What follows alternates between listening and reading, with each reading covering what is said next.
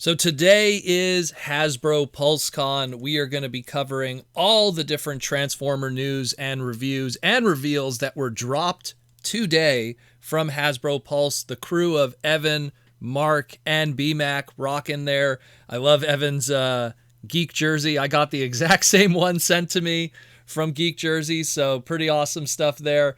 We're going to jump into it. We're going to cover all the different price points, some updates, some deeper information, stuff written in between the lines. We're going to try to cover as much as we can. We're going to have multiple segments today, so stay tuned. This Friday, we're going to have segments and videos coming out all throughout the day, so keep an eye out here on the Transformer Slag podcast. And if you haven't subscribed yet, I mean, what are you doing, buddy? We got to rock and roll. So we're going to jump into it right away. I'm not going to waste your time. And we're going more of the Transformers Legacy United. We're going into that 40th anniversary of the Transformers brand and celebrating all the weird stuff, all the stuff across all the different things. And within our core class with Transformers Legacy United, we already have stuff that stems away from the norm. So we start first with the Transformers Legacy United core class Energon Universe Megatron. I love this thing. It is so tiny.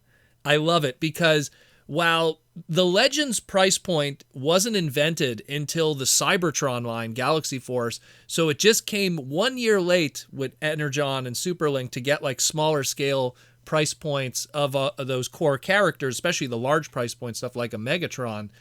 We did get small stuff like that through Kabaya, but they still weren't as tiny as this. And it looks really, really good. I love the attention to detail there. Evans pointed out, and no, actually, I think it was Mark pointed out how, they went for a deco that's more screen accurate. They didn't want to go with the clear plastics that the original toy did. They felt that that more solid color would be more screen accurate. This was a design by Evan and Tomo-san from Takara. It looked really, really good. And the fact they even went the extra mile to do the little tank gun, which was part of Megatron's old form, but spiritually there with his new form in Energon/Superlink. Love it. I think it looks really, really good. And it seeds that future for what could be done with this afterwards, because there's going to be a Galvatron repaint. We already saw the listing for it at some point in the future, so there's that one. But this might even open up to even partials and retools where you might even be able to take this and we could get our very first tiny shattered glass Megatron even, because that's where the original shattered glass came from, was that tooling of the old Megatron Energon version. So there's a lot that could be done here. This is fantastic. It's nice to see one of those Energon characters at least getting some kind of love, because that seems to be, out of everything we've had so far within the Transformers universe, that seems to be one that really hasn't gotten a proper representation less. Even Kissplay has gotten stuff at this point. So it's nice to see Energon get some stuff. This is really good.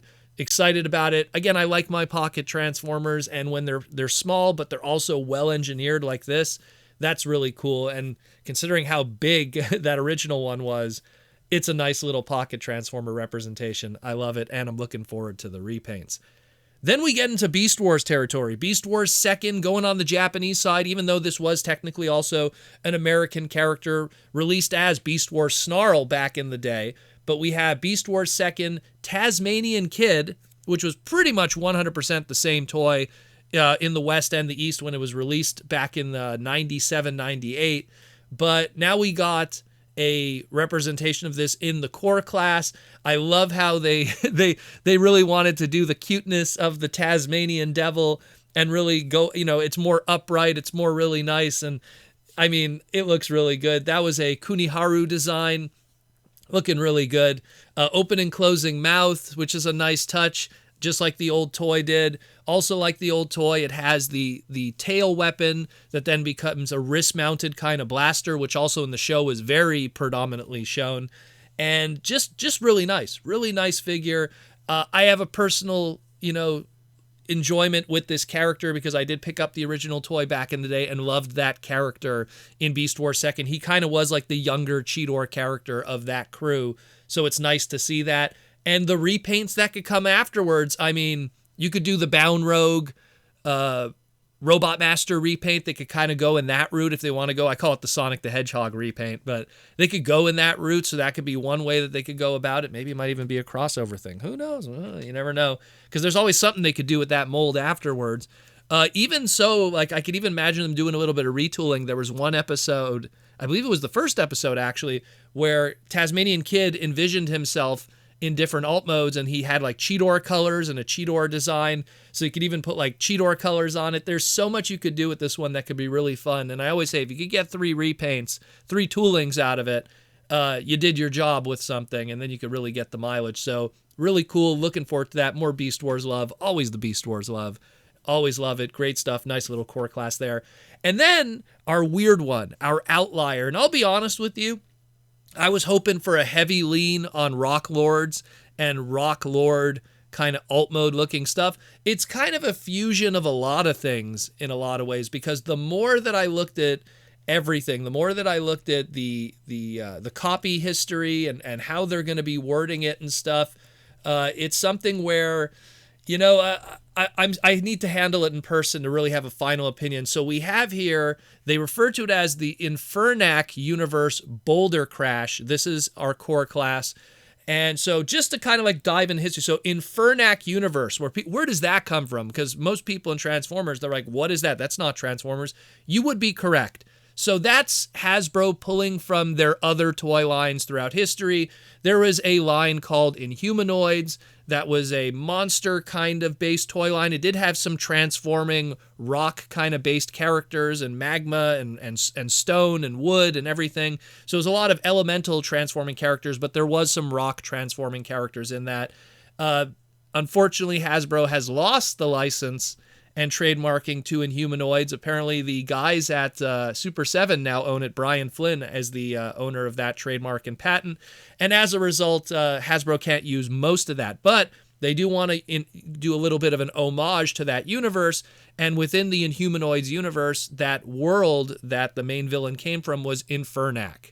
So they want to do the Infernac Universe Bouldercrash. So this is obviously something that could fall into those Inhumanoids, into the bad guys of the show perhaps.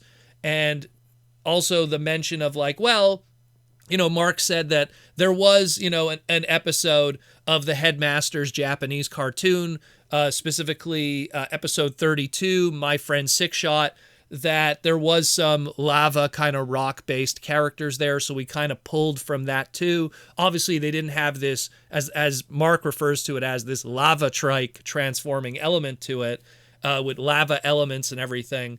But, I mean, it's interesting. The robot mode I dig. The alt mode, you know what? I almost would have preferred just a boring rock than a lava cycle or lava trike in this case, but it's something that it's a small core class price point, so it's not too offensive in a lot of ways. It could be whatever it needs to be. I'll probably just buy it and keep it in robot mode, and at least we'll have some kind of element of both Inhumanoids living on, this cameo-ish Headmaster's, you know, character with no name living on, and then maybe a little bit of also, dare I say, Magmar from Rock Lords kind of living on. It's kind of a lot of different things. Mark even said that originally they were going to go for like a red quartz kind of look, but then they settled on more of a dried lava magma kind of thing. So I still think it looks cool, but I was kind of, maybe I was expecting too much more Rock Lords from this Bouldercrash here. Maybe because also Boulder, and you know, that was the name of a Rock Lords character. So I don't know, but I still think it's kind of cool. I think I need to see more of them. We're going to be talking about another one here later today also, but it still looks pretty cool, all the other stuff. And maybe there'll be an evolution. They'll figure out how to really go about this, but it'll also be how this works with these things is you could transform them and they will be used as weapons and armors for your modulators and the other modulators that'll be happening this year. Because they refer to these ones here, these rocks, these Infernac universe characters, as Armorizers. So they could be armor parts and things. So it's going to be like what we had with the fossilizers being made as armor and weapons. So we're continuing that modulator kind of concept. Pretty cool stuff. Again, we have so much more we got to talk about later today. We got deluxe classes, we got the Voyagers, we got the Leaders, and we got a lot of miscellanea and some great art that we got to dive into because there's a lot of stuff going on behind the scenes there. So stay tuned here on the Transformer Slag podcast. We are going to be busy today, Friday, and Saturday is going to be even more nuts. Let me know what you think, people, and I'll talk to you again in a few minutes.